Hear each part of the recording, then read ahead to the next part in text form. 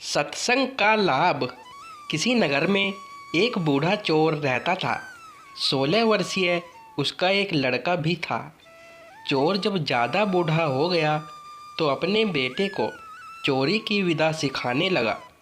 कुछ ही दिनों में वह लड़का चोरी विधा में प्रवीण हो गया। दोनों बाप बेटा आराम से जीवन व्यतीत करने लगे। एक दिन चोर ने अपने बेटे से कहा, देखो बेटा, साधु संतों की बात कभी नहीं सुननी चाहिए। अगर कहीं कोई महात्मा उपदेश देता हो तो अपने कानों में उंगली डालकर वहाँ से भाग जाना। समझे? हाँ बापू, समझ गया। एक दिन लड़के ने सोचा, क्यों न आज राजा के घर पर ही हाथ साफ कर दूं। ऐसा सोचकर उधर ही चल पड़ा। थोड़ी दूर जाने के बाद उसने देखा कि रास्ते में बगल में कुछ लोग एकत्र होकर खड़े हैं। उसने एक आते हुए व्यक्ति से पूछा, उस स्थान पर इतने लोग क्यों एकत्र हुए हैं? उस आदमी ने उत्तर दिया, वहाँ एक महात्मा उपदेश दे रहे हैं। यह सुनकर उसका माथा ठनका। इसका उपदेश नहीं सुनूंगा, ऐसा सोचकर अपने कानों में उंगली डालकर वह वहाँ से भाग निकला। जैसे ही वह भीड़ के निकट पहुँचा, एक पत्थर से ठोकर लगी और वह गिर गया। उस समय महात्मा जी कह रहे थे, कभी झूठ नहीं बोलना चाहिए। जिसका नमक खाए उसका कभी बुरा नहीं सोचना चाहिए। ऐसा करने वाले को भगवान सदा सुखी बनाए रखते हैं।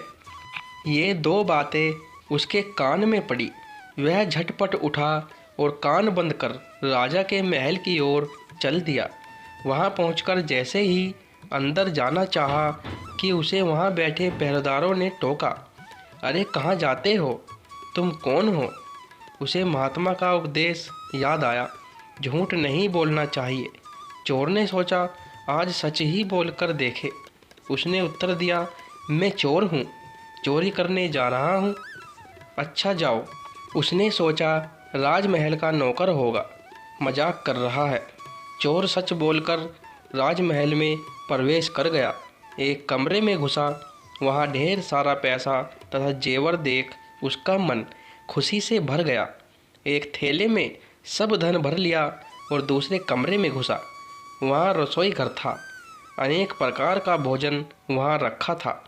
वह खाना खाने लगा। खाना खाने के बाद वह थैला उठाकर चलने लगा कि तभी फिर महात्मा का उपदेश याद आया, जिसका नमक खाओ उसका बुरा मत सोचो। उसने अपने मन में कहा, खाना खाया उसमें नमक भी था, इसका बुरा नहीं सोचना चाहिए। इतना सोचकर थैला वहीं रख वह वापस चल पड़ा। पहरेदार ने फिर पूछा, क्या हुआ? चोरी क्यों नहीं की? देखिए, जिसका नमक खाया है उसका बुरा नहीं सोचना चाहिए।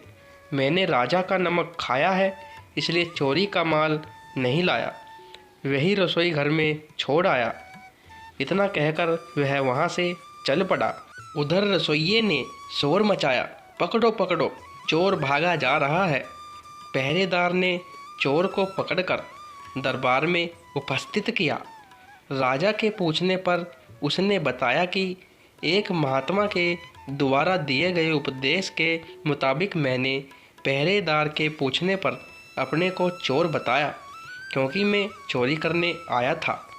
आपका धन चुराया, लेकिन आपका खाना भी खाया जिसमें नमक मिला था, इसलिए आपके प्रति बुरा व्यवहार नहीं किया और धन छोड़कर भागा। उसके उत्तर पर राजा बहुत खुश हुआ और उसे अपने दरबार में नौकरी दे दी। वह 2-4 दिन घर नहीं गया तो उसके बाप को चिंता हुई कि बेटा पकड़ लिया गया। लेकिन 4 दिन बाद लड़का आया तो बाप अचंभित रह गया अपने बेटे को अच्छे वस्त्रों में देखकर।